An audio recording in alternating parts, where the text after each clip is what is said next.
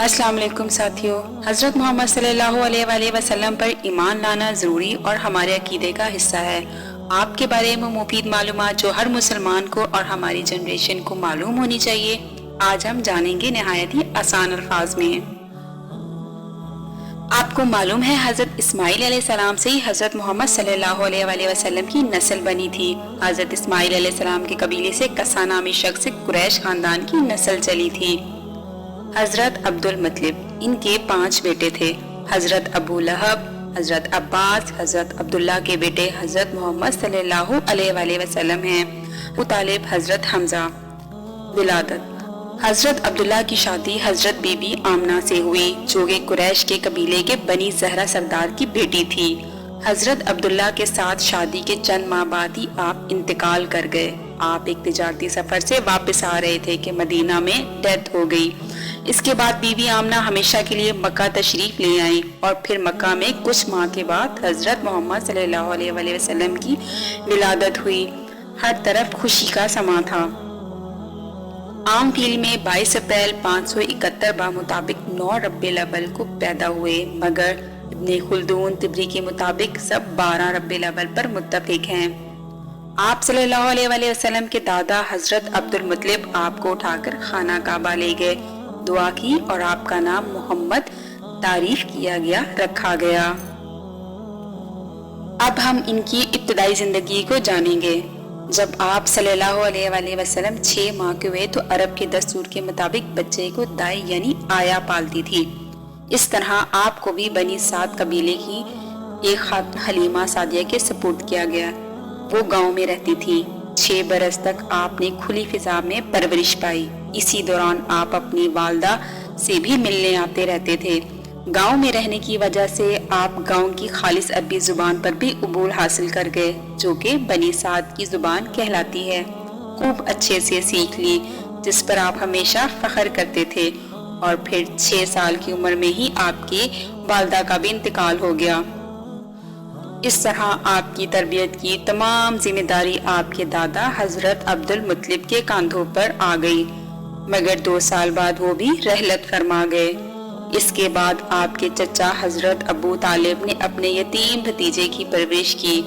حضرت ابو طالب کو تجارت کی غرض سے ملک شام جانا پڑا تو آپ کو بھی اپنے ساتھ لے گئے۔ اس وقت آپ کی عمر 12 سال تھی۔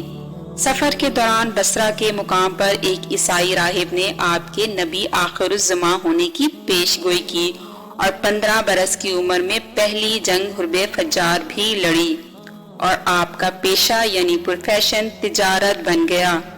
یمن، شام، بصرہ جاتے تھے۔ شادی: حضرت ختیجہ جو کہ بہت ہی امیر دولت مند خاتون تھی، انہوں نے کچھ تجارتی مال ملک شام میں فروخت کرنے کے لیے آپ صلی اللہ علیہ وآلہ وسلم سے درخواست کی، اور آپ نے انہیں نہایت ایمانداری سے ایک ایک پائی کا حساب دیا۔ اس پر حضرت ختیجہ بہت متاثر ہوئی اور آپ نے اپنی لونڈی کے ذریعے پیغام پہنچایا۔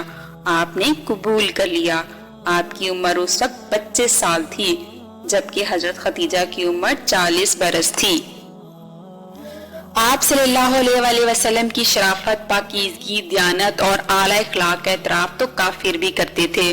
شادی کے بعد غور و فکر کے لیے اکثر مکہ کے قریب واقع غار حرا پر تشریف لے جاتے اور کئی روز اللہ کی جستجو میں مراقبہ کرتے۔ یہ معمول کئی برس تک رہا۔ بالآخر آپ کی عمر 40 برس ہو گئی تو ایک روز غار حرا میں عبادت میں مصروف تھے۔ حضرت جبرائیل علیہ السلام نمودار ہوئے اور آپ سے کہا پڑھ، مگر آپ نے جواب دیا میں پڑھا ہوا نہیں ہوں۔ 3 بار جھٹکا دے کر کہا گیا اور آیت پڑھائی گئی عربی زبان میں۔ پھر اردو ترجمہ اس طرح سے تھا، پڑھ اپنے اس رب کے نام جس نے پیدا کیا انسان کو منجمد خون سے، پڑھ اور تیرا رب وہ برتر ہستی ہے جس نے قلم کے ساتھ علم سکھایا اور انسان کو وہ باتیں سکھائیں جن کا وہ علم نہ رکھتا تھا۔ اس کے بعد حضرت جبریل علیہ السلام غائب ہو گئے اور آپ صلی اللہ علیہ وآلہ وسلم کچھ پریشان ہو گئے۔